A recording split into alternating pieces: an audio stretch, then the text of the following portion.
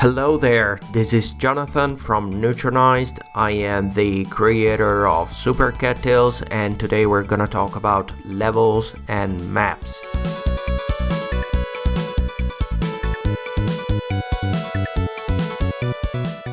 I am back to my office after 1 week break from programming, and I decided to record a new devlog right away. The topic came to my mind after reading comments of my previous devlogs. In fact, quite a few people were asking informations about the levels of Super Cattails 2 and the world map, since it looked a bit different from Super Cattails 1. So yeah, I thought about discussing these topics right away, and I hope you guys enjoy it. Let's start by discussing about the levels. Looking back at Super Cattails 1 made me realize about 3 specific issues related to levels: size, design, and variety. Okay, regarding the first issue, size, I am referring to the actual length of the levels. Without really realizing that, throughout the development of Super Cattails 1, I ended up having early levels that were quite short and later levels that were very extended. As you can see from the level I'm playing right now, some parts of the game, like those taking place on the lava in World 5, ended up being too difficult and unfair towards the player. This is because I ran into a common mistake many games are affected by, that is increasing the size of the levels as a way to increase their difficulty. This basically means making later levels longer, so they are harder to be completed.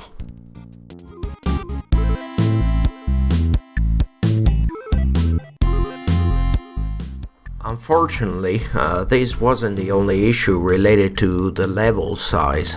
The first levels had some negative sides as well.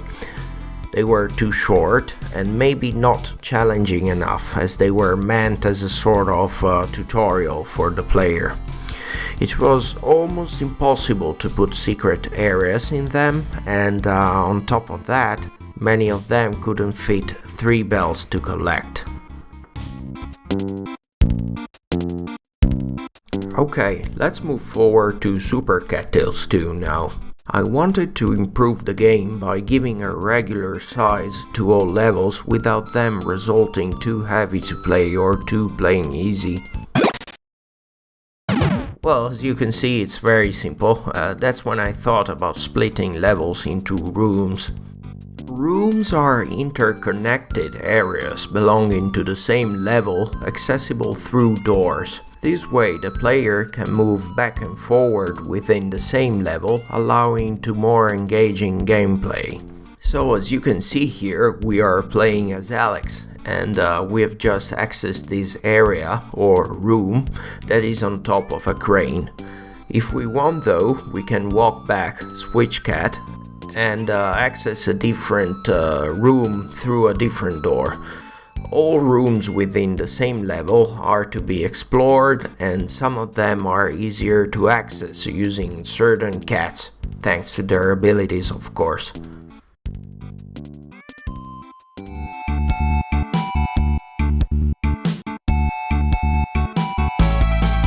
Right, so there are 4 types of doors. This one is the fence, that is usually used for outdoors environments. And then of course we have the classic door that it's used to get inside houses or buildings.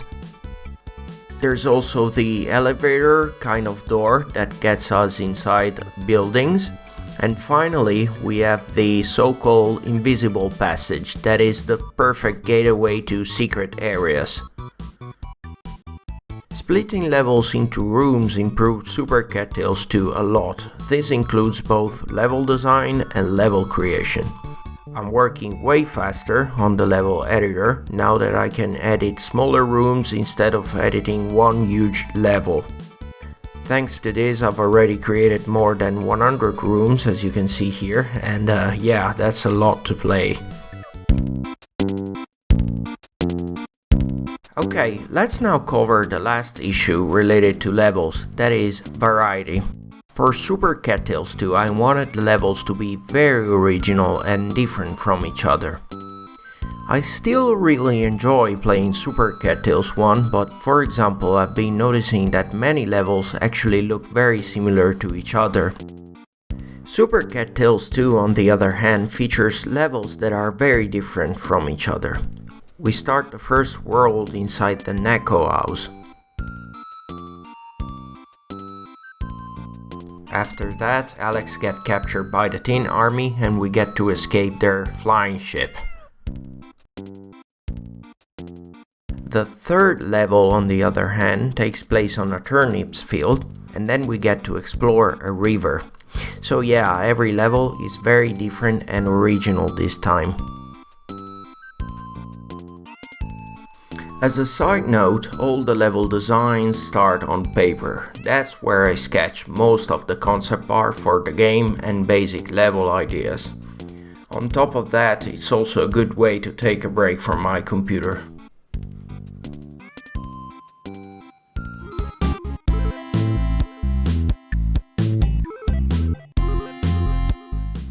Regarding the world map, Super Cattails 1 featured a single big world map that was visible from the very beginning of the game. This means that even after unlocking the first level, the player was able to scroll down and see the very last level of the game. You know, it was cool, but it kind of was a sort of a spoiler for players that didn't want to know what was ahead in the game.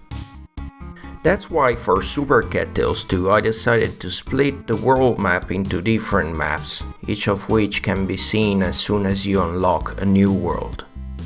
Then you can press the arrow buttons to access previous maps and play older levels.